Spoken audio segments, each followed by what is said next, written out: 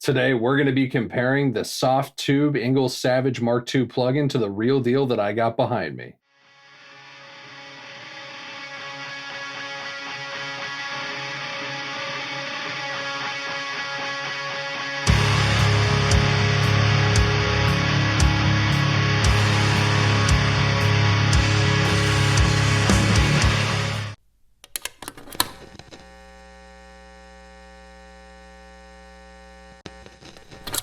So anyone that regularly watches my channel knows I absolutely adore my Savage Mark II. I was so stoked to get it, and I featured it a bunch on the channel.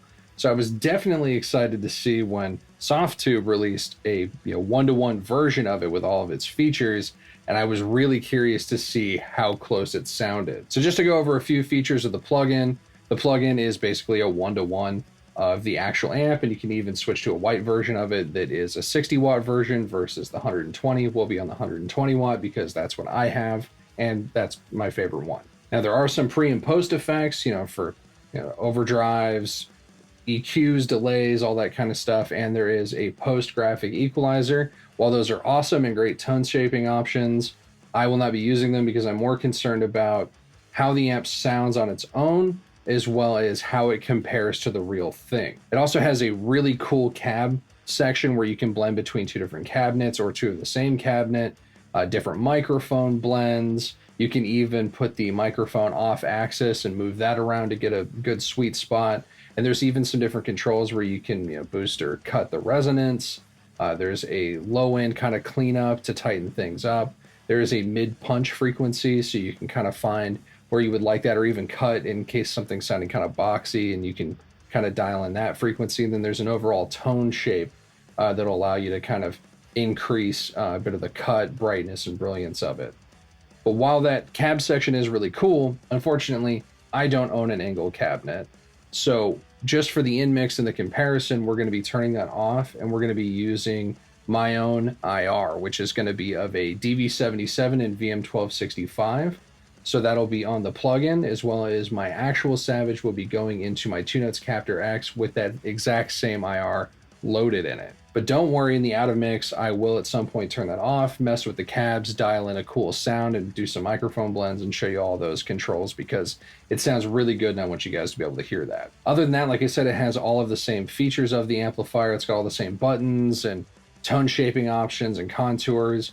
There's a lot on here. It's a lot to the amp. It can be overwhelming at first, and I do go over that in great detail on my actual ENGL Savage video from back in the day, so I'll link down below to that if you want a more in-depth view of that. But otherwise, I'm not really going to go over every single little detail of it here. You can just kind of hear and see what it does in the out of mix. But that is absolutely enough of going over all of the features and what this thing does. Let's actually hear it and compare it to the real deal. So I'm going to be plugging into both my interface and the Savage with my Solar G-Type that has a set of Heathen pickups in it. They are a set of prototype pickups, and then we're going to be hearing it outside of a mix on that same setup, and then we're just going to play around with the plugin. Let's check it out.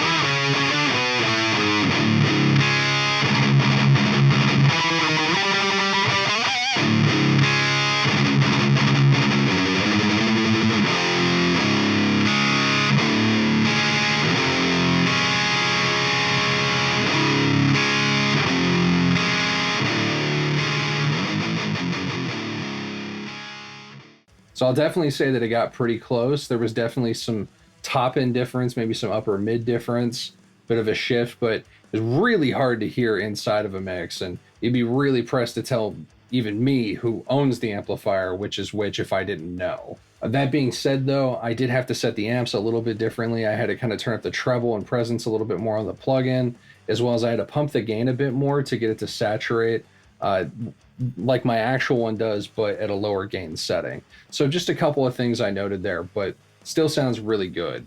And I absolutely love that cab section. That double XL cab, that oversized one they have, just sounds so good. And I was able to immediately just kind of play with some speakers and positions and get everything blended to where I like it. Be interested to know what you guys thought. If you were able to kind of pick them out, which one you might have liked better, if it was negligible to you, if this would work for you in a recorded or live setting. Put your comments down below. I'll also have a link to this down below if you want to check it out for yourself. They do have a trial version. But thanks for watching, guys. Stay metal.